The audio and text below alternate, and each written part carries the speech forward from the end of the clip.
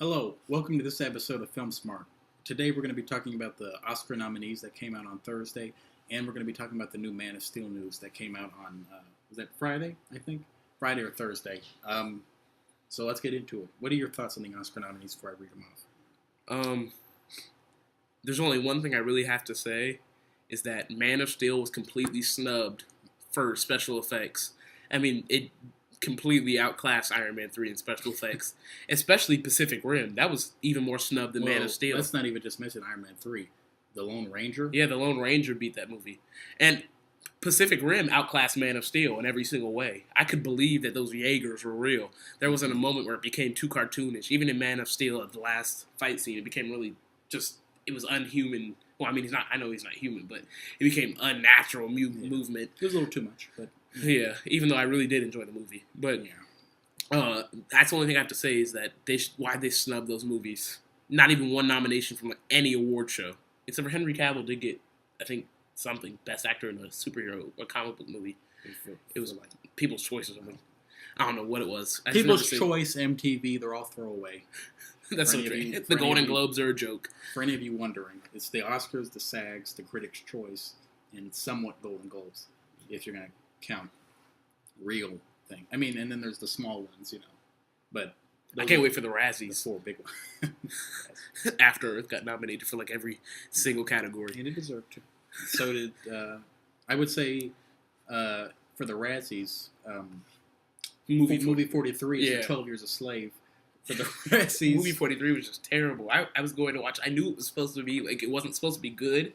It was just so bad. It was really bad. I saw it too. There was no guilty pleasure. No, it was just terrible. And then they also the other one, Grown Ups 2 is like the Dallas Buyers Club for that. Yeah, Grown Ups 2. Whoa. And After Earth, I hated the first one. The Gravity.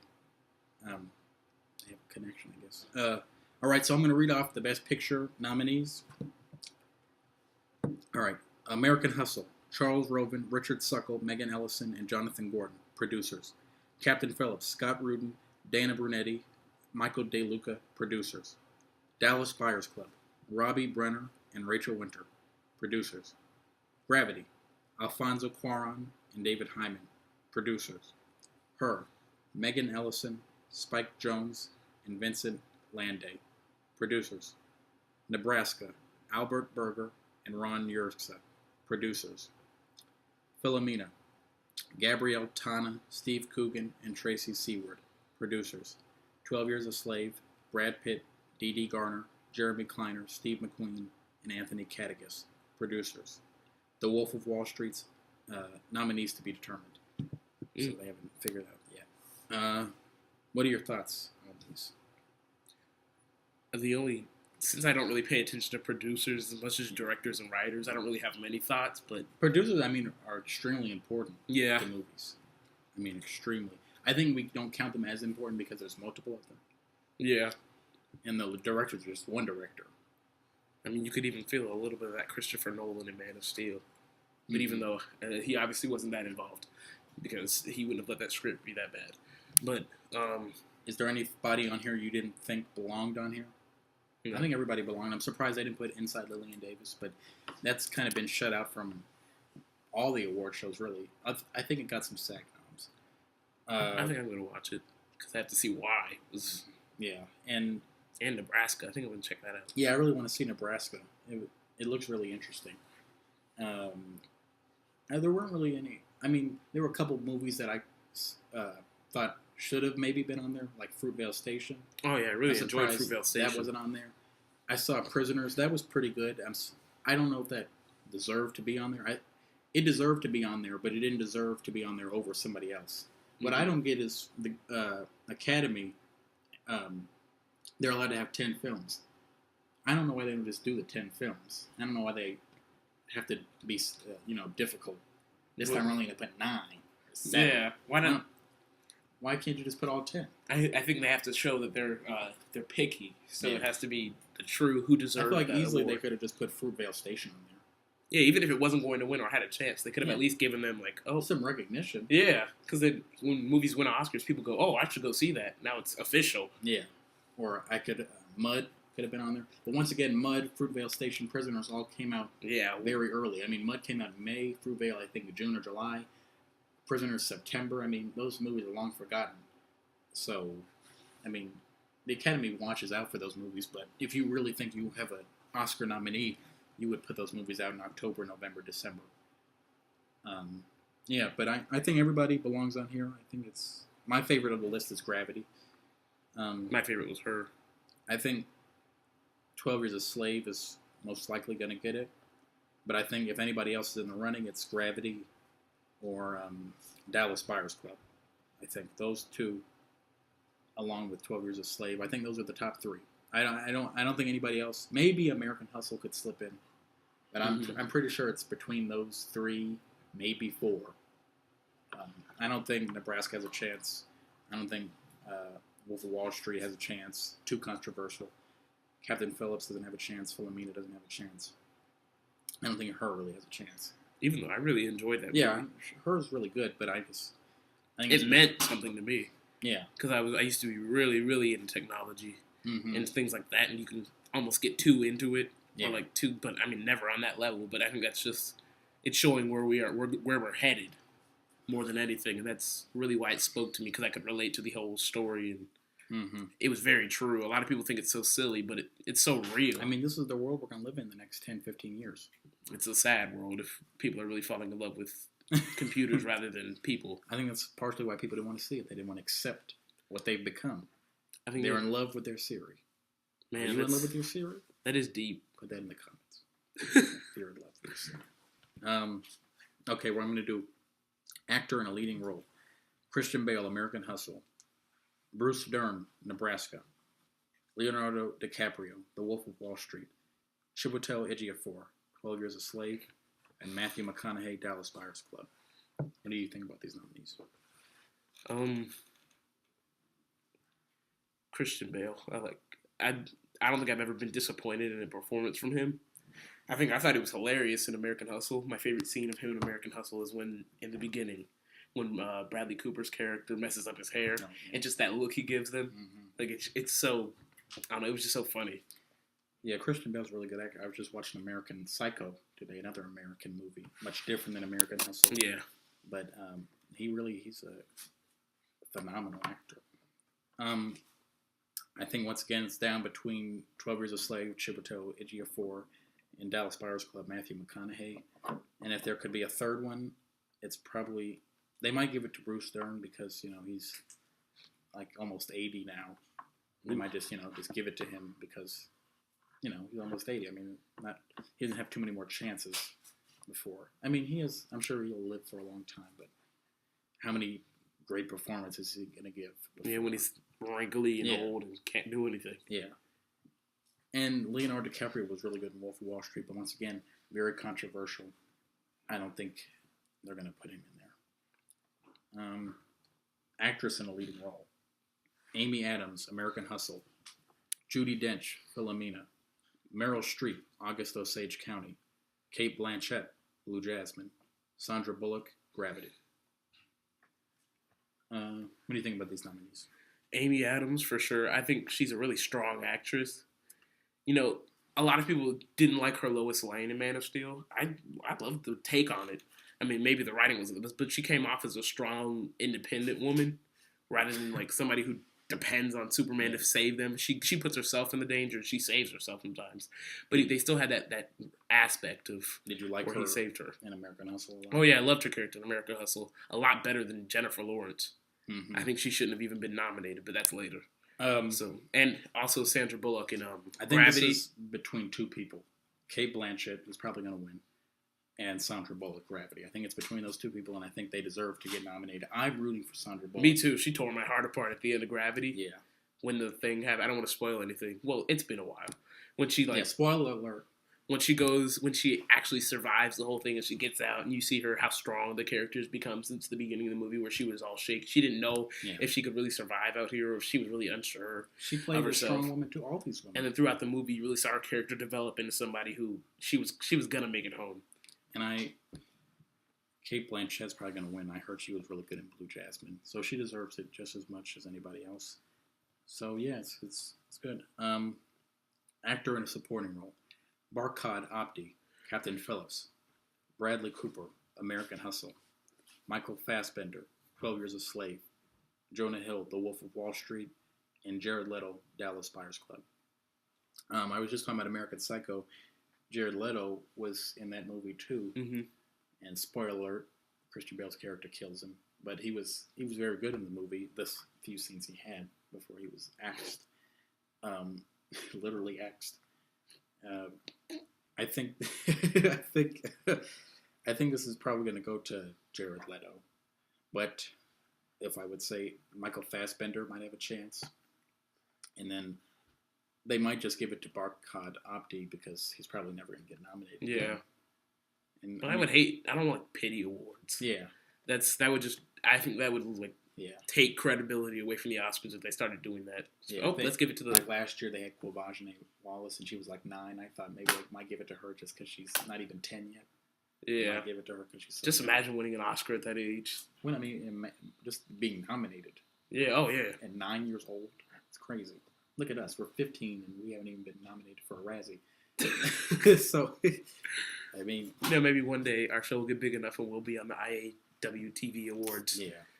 Competing against John Campion. And I can't believe Jonah Hill has his second Oscar nomination. Why? I'm sorry. Second. I mean, he was really good in Wolf of Wall Street. And then if you I heard he was mediocre. Really? I thought he was really... I mean, his character didn't show a lot of depth. But what you have to remember is this is based off a true story. So it's not really his fault. It's the real character's fault. And all these real characters were jerks. And of course they're not going to show some true depth and character because they don't have it. So you can't blame Jonah Hill for not being dynamic because the real person in real life was not dynamic. These were jerks. They were terrible people. And that's what he played. He was great at playing a terrible human being. And I think Bradley Cooper was great. He's not going to win. No, but I think it's between Michael Fassbender and Jared Leto. I really hope Michael Fassbender wins. Yeah, I'm rooting for Michael Fassbender. But whatever. Actress in a supporting role: Julia Roberts, August Osage County; June Squibb, Nebraska; Jennifer Lawrence, American Hustle; Lupita Nyong'o, 12 Years a Slave; Sally Hawkins, Blue Jasmine. I think Jennifer Lawrence might win just because everybody's so in love with her right now. I'm going to tell you right now, she does not deserve to win. That's what I said. I said she shouldn't have even been nominated. Yeah, I didn't enjoy her character as much as the others in American Hustle. I liked her character a lot in American Hustle. I just didn't feel like it's Oscar worthy. Me either. It just didn't really. There just seems like some things that she only gets in because she is Jennifer Lawrence. I feel like she's just so hot now. Yeah, just throwing her, and she won an Oscar. She's in one of the biggest movies of the year. She's in the X-Men movie. I mean, she's dominating all genres. I mean, you think this is her second? She was nominated for Winter's Bone, I think, 2010. Yeah, 2010, and then she also won last year, and then she was nominated this year. So I think this is good for her, but I don't think she deserves to win at all. Yeah. But she is I think she's a really, really good actress. Mm-hmm. If you ever watch her performances, or if you ever watch interviews with her, she's so silly sometimes, and she's so real. But then when she gets into character, it's not Jennifer Lawrence playing Mystique. It's not Jennifer Lawrence playing that person from American Hustle. That's that character coming to life on the big screen. And that's why I think that she is Oscar worthy as an actress overall, but her part in American Hustle was nowhere near. She's pretty much the front runner, but I think if anybody's going to beat her out, it's definitely going to be Lupita Nyong'o because she just won the Critics' Choice Award, and I heard she was really great in 12 Years a Slave. And unlike Barkhad Abdi, who another name we've never heard of, Lupita, I don't see Barkhad having a future in movies really. I feel like this is it for him. I hate to say it, yeah, but I feel like he's going to be the Gabriel Sidibe of Captain Phillips. He got this role he never expected to get, and you don't hear about him ever again. And I feel Lupita Nyong'o has a future. I think she's going to start doing a lot of things, and I think she's going to get bigger and bigger and bigger, and maybe she'll be... I like fresh faces in Hollywood. Maybe she'll be a Black Meryl Streep in 50 years. Be one of the best female actresses. Yeah. So yeah, I think It's between Jennifer Lawrence and Lupita Nyong'o. I'm rooting for Lupita Nyong'o because I think she deserves it more than Jennifer Lawrence. I think everybody on this list deserves it more than Jennifer Lawrence. If anybody else, June Squibb, I think she deserves it too.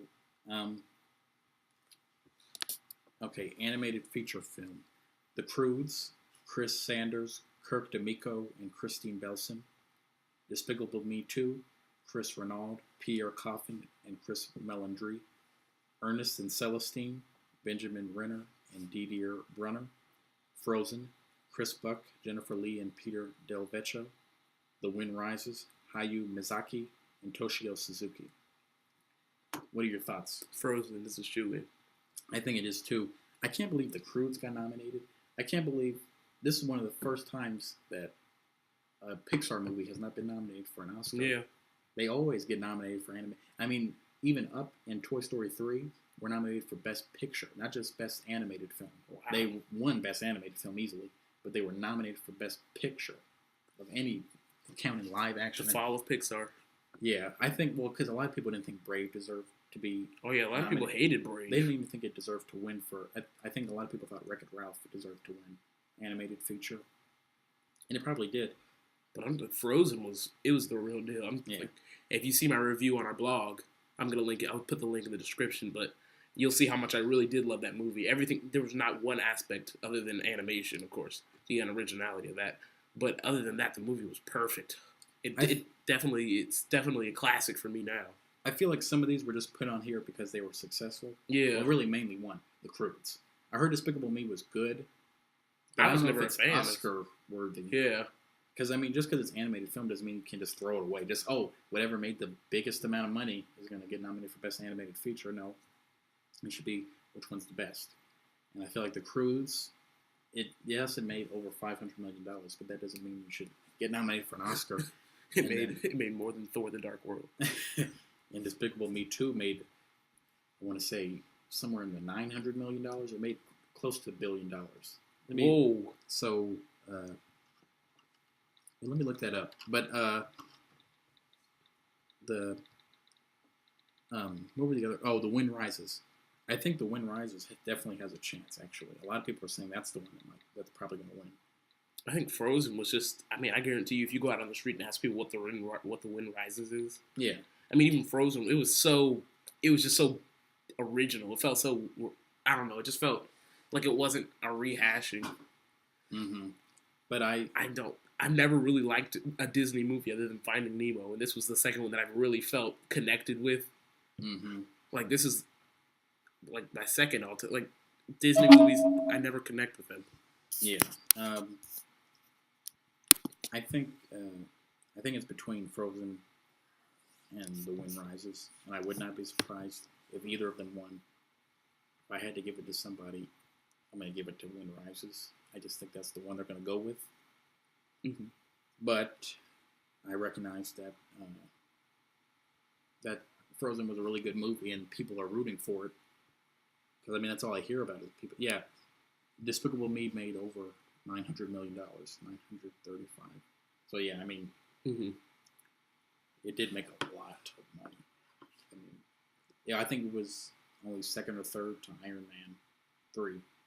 So, I mean, the next Despicable Me movie, I think the next one's going to be Minions. It's just people mouth Minions. I would not be surprised if they made it big because they're the big, successful parts of those movies. We got to move a little bit faster. Sorry, guys, because my computer's at 10% battery. Okay. Cinematography, costume design. Yeah, we'll just do directing and cinematography. We'll do that. Cinematography, The Grandmaster, Philippe Le Sword, Gravity, Emmanuel Lubezki, Inside Lillian Davis, Bruno De Bono, Nebraska, Fedon Popmichael, and Prisoners, Roger A. Dinkins. Gravity's going to win it. I don't think it's really a question. It's beautiful movie. Yeah. If anything, yeah, it really did strive on the effects and the way just everything was made. Yeah. Directing. This is the one I really want to go to. American Hustle, David O. Russell.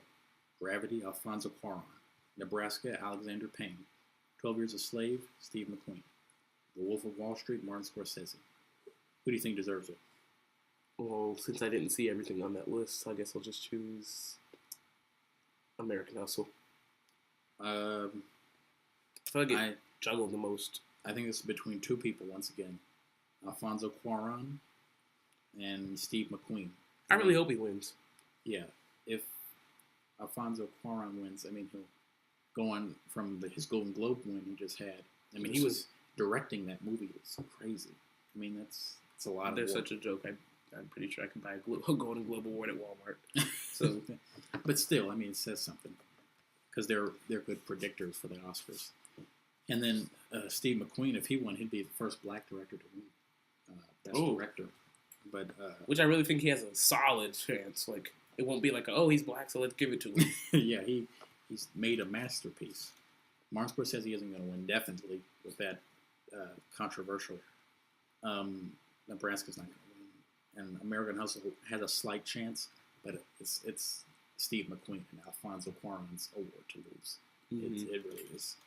We can let's just do special effects. So I feel like that's what I have something on my mind. Yeah, I think. Well, yeah, we have a lot. Visual effects. Okay, Gravity. Tim Weber, Chris Lawrence, Dave Shirk, and Neil Corbould. The Hobbit, The Desolation of Smaug. Joel Eddery, Eric Sandin, David Clayton, and Eric Reynolds. Iron Man 3. Christopher Townsend, Guy Williams, Eric Nash, and Dan Sudik. The Lone Ranger, Tim Alexander, Gary Brosnick, Edson Williams, and John Fraser. Star Trek Into Darkness, Roger Guyette, Patrick Tubach, Ben Grossman, and Burt Dalton. I think Gravity is going to win. I think kind of without a question. I don't think it's a question. It deserves to win. Had great special effects. I think it did, but I think the thing is, I think Iron Man had really good ones too. Yeah. I mean, a lot of the time, people like to say just Gravity, just that though, because it has a lot of artistic value too. But I think Iron Man, I mean, the movies, it puts you in the world so, you get so submerged into the Iron Man, the whole thing, because it looks so real. Mm-hmm. It's so believable. That's why it's just, I don't know. I really feel passionate about these special effects. But one thing I'm really angry about is that why they snubbed. They didn't just exclude it. It's not that it didn't deserve it. They snubbed Man of Steel. Yeah. Man of Steel was a shoo-in for visual effects. I'm going to say, I don't know if they really snubbed Man of Steel. I think they snubbed Pacific Rim. Yeah, but I definitely Man of Steel. I mean, I think it could have made it, but then I think maybe they might have thought that last fight scene when it got cartoonish, that excluded it because they had some scenes in there that were just absolutely beautiful. But I mean, I had some scenes in there where I liked it better than the special effects on Gravity. Mm. Like, I mean, even in Man of Steel, you said? Yeah, there were some scenes where I was just like, whoa. And like when he was flying up through that gravity beam, not gonna lie, I was crying. I was in tears every single time I watched it. Or when he floats out of the ship and talking to Jor-El. You know how many times I've looked at that scene of the movie? Mm-hmm. Because it's just so inspiring. And when he just floats out and it goes to see his transition into becoming the icon, it's just, I don't know. I can't. That's why I feel like it's such a snub from the Oscars. It just had to be in there. And then even Pacific Rim. Pacific Rim's Iron Man on a bigger scale. Yeah, I think Pacific. And they should. For one, Lone Ranger does not deserve to be on this list. It needs to be switched out by Pacific Rim. Now, just because a movie's bad doesn't mean everything in it is bad.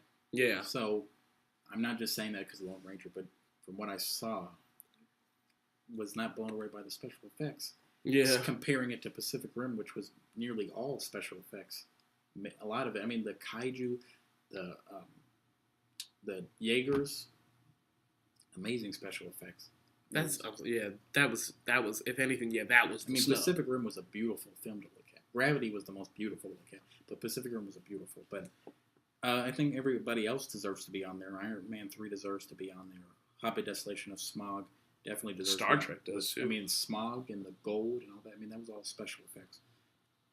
Star Trek definitely deserves to be on there. And too bad it won't win. But it's Gravity's to lose. So I mean, it's going to win. I don't think it's really a question. It's going to win because that's why people kept going to see it.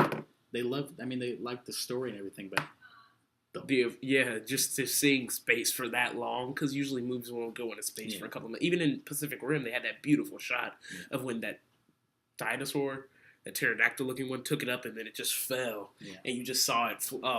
Just beautiful.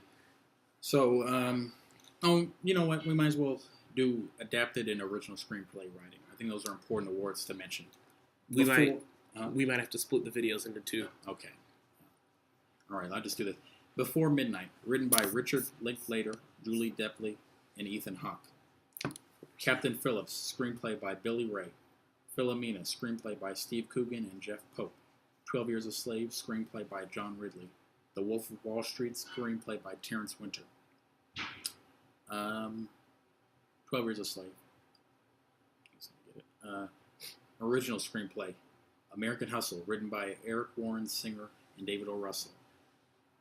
Blue Jasmine, written by Woody Allen. Dallas Buyers Club, written by Craig Borden and Melissa Wallach. Her, written by Spike Jonze. Nebraska, written by Bob Nelson. Her.